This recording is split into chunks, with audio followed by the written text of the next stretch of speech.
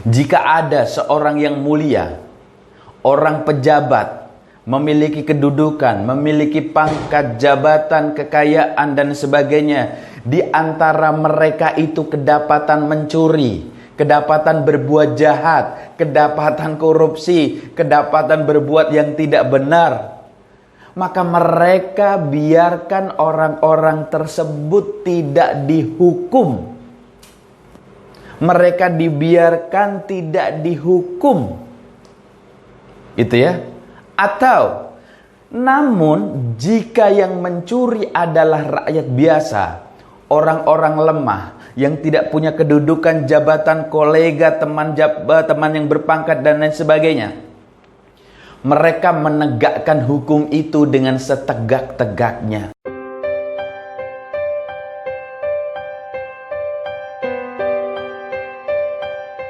Saudara-saudaraku yang dirahmati Allah, di tempat-tempat umum, di tongkrongan, pada saat kita kongko-kongko, kemudian di warung-warung, pada saat kita ronda di Siskamling, seringkali kita berbicara mengenai masalah hukuman atau hukum yang berada di tempat kita. Taruhlah ada seorang yang mencuri ayam, kemudian dia ketangkep, dia dipukuli sampai bonyok mukanya, dan dia dipenjara selama 1, 2, atau 3 tahun. Ada lagi yang mencuri ataupun maling, yang dia yang lebih tinggi, dia maling kambing, mencuri kambing, dia sama dipukulin, kemudian badannya sampai babak belur, kemudian dihukum lebih ringan daripada yang maling ayam.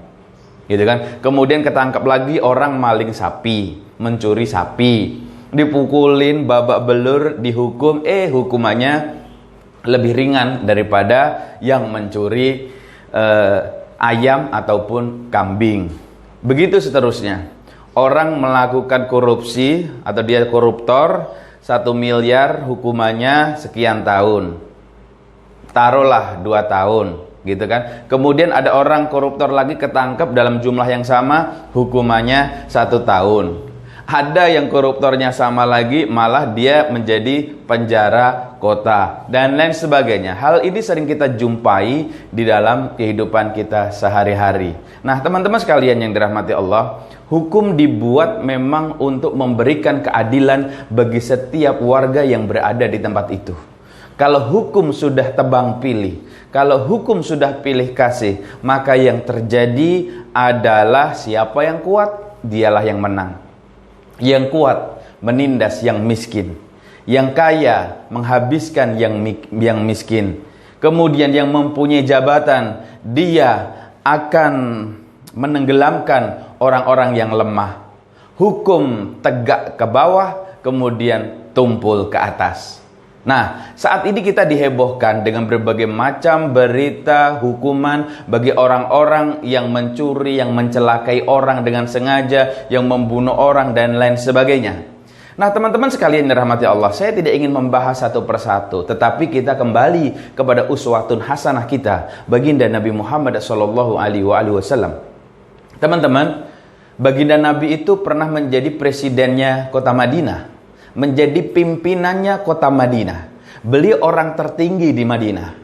Dan teman-teman tahu bahwa Madinah pada saat itu menjadi kota yang aman, tentram, damai, penuh kebahagiaan, keadilannya semua terjaga. Karena baginda Nabi Muhammad SAW sebagai seorang pemimpin di Madinah pada saat itu, sebagai seorang presiden di Madinah pada saat itu, beliau menegakkan supremasi hukum ini dengan baik, dengan sangat tinggi, menjunjung supremasi hukum dengan sangat tinggi. Beliau tidak melihat warna kulit, beliau tidak melihat ini anaknya siapa, ini keturunannya siapa, beliau tidak melihat ini jabatannya apa dan lain sebagainya. Dan inilah yang terjadi, kota Madinah menjadi kota yang aman, tentram, nyaman, damai dan enak dirasakan oleh setiap warga yang berada di Madinah. Nah, teman-teman sekalian dirahmati Allah, berkaca pada kehidupan berbangsa dan bernegara kita, saya ingin memberikan satu kisah bagaimana Nabi Muhammad SAW memberikan perintah, memberikan contoh dan keteladanan buat kita semua bahwa hukum yang dibuat harus ditegakkan.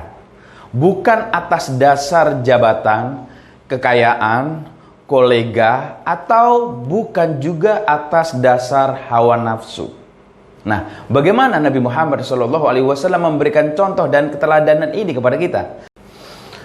Jadi begini teman-teman. Dari Aisyah radhiyallahu anha, beliau menceritakan sesungguhnya orang-orang Quraisy pada saat itu mengkhawatirkan nasib seorang wanita dari Bani Makhzumiyah. Jadi dari seorang wanita dari Bani Makhzumiyah yang kedapatan dia mencuri, teman-teman. Yang kedapatan dia mencuri. Kemudian orang-orang dari Bani Makhzumiyah ini berkata, siapa di antara kalian, di antara kita ini yang bisa melobi kepada baginda Nabi Muhammad SAW? Dan mereka pun menjawab itu serentak, ya nggak ada yang berani, nggak ada yang berani melobi baginda Nabi Muhammad SAW kecuali satu. Siapa dia? Usamah bin Zaid. Usamah bin Zaid. Ya karena memang dia dicintai oleh baginda Nabi Muhammad SAW.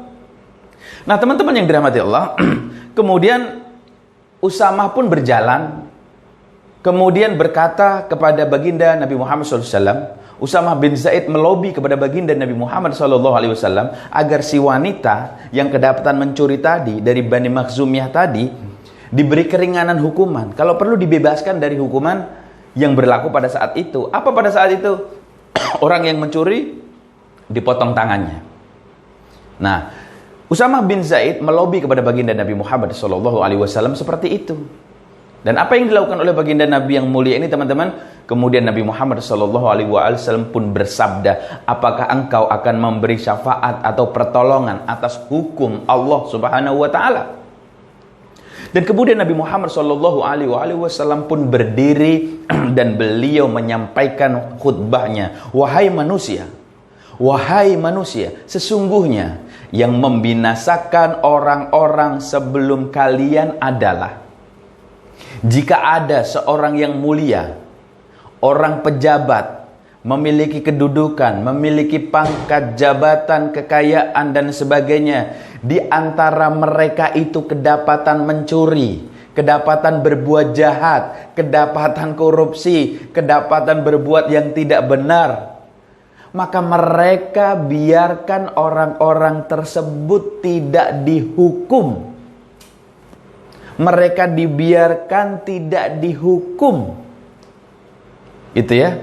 Atau, namun jika yang mencuri adalah rakyat biasa, orang-orang lemah, yang tidak punya kedudukan, jabatan, kolega, teman yang berpangkat dan lain sebagainya, mereka menegakkan hukum itu dengan setegak-tegaknya. Kemudian Nabi Muhammad Rasulullah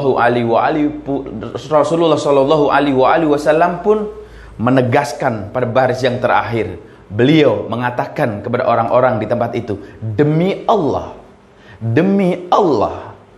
sungguh jika seandainya Fatimah binti Muhammad, demi Allah, jika seandainya Fatimah binti Muhammad kedapatan mencuri, maka aku sendiri yang akan memotong tangannya. Inilah yang disampaikan baginda Nabi Muhammad SAW. Jadi teman-teman, inilah yang terjadi pada masa Nabi Muhammad SAW. Salah satu unsur yang bisa membuat tempat kita, negara kita adil, nyaman, tentram, aman, tidak ada konflik, salah satunya adalah supremasi hukum ditegakkan dengan setinggi-tingginya, hukum ditegakkan dengan seadil-adilnya, berlaku buat semuanya tanpa memandang kekayaan, jabatan, pangkat, golongan, ras, warna kulit, daerah, dan lain sebagainya. Dan dalam penegakan hukum tidak mengikuti atas dasar hawa nafsu mereka sendiri. Yang sedikit ini mudah-mudahan bermanfaat. Jangan lupa subscribe channel YouTube Fauzi Ihsan Official untuk video-video yang lebih lanjut. Mudah-mudahan sedikit ini bermanfaat. Assalamualaikum warahmatullahi wabarakatuh.